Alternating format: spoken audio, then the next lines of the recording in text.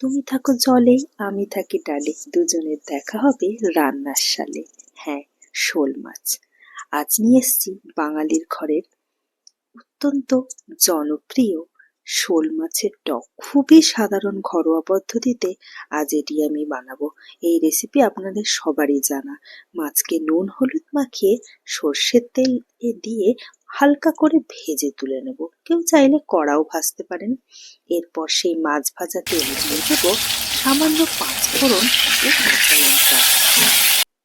পাঁচফোড়ন এবং কাঁচা লঙ্কা যখন ভালো করে ভাজা ভাজা হয়ে যাবে, এমন পর্যায়ে আমি দিয়ে দেব কয়েকটি মিষ্টি কুমড়োর টুকরো।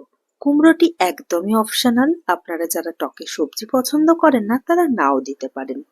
তারপর জল দিয়ে দেব এবং কুমড়োটি যখন ভালোভাবে সিদ্ধ হয়ে যাবে, এমন পর্যায়ে আমি দিয়ে দেব শুকনো আম। অনেকে এটি আমশিও বলে থাকেন, অনেকে আমশুটো বলেন, যেখানে যে নামে পরিচিত। আর যদি সিজনের কাঁচা আম হয় তাহলে তো তার ব্যাপারই আলাদা।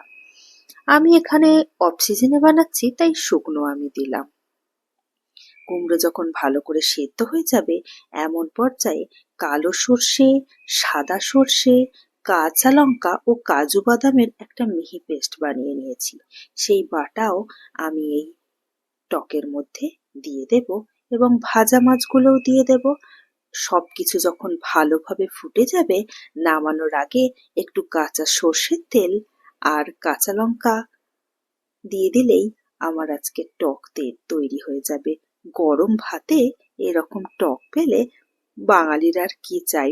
বিশেষ করে যারা পূর্ব মেদিনীপুর ঘেঁষা মানুষ, তাদের সাথে এই টকের এক আলাদা ইমোশন আছে। আপনারা কে কোথা থেকে রেসিপিটা দেখলেন আমাকে অবশ্যই জানাবেন এবং টক কার কার প্রিয় সেটা অবশ্যই বলবেন। ধন্যবাদ।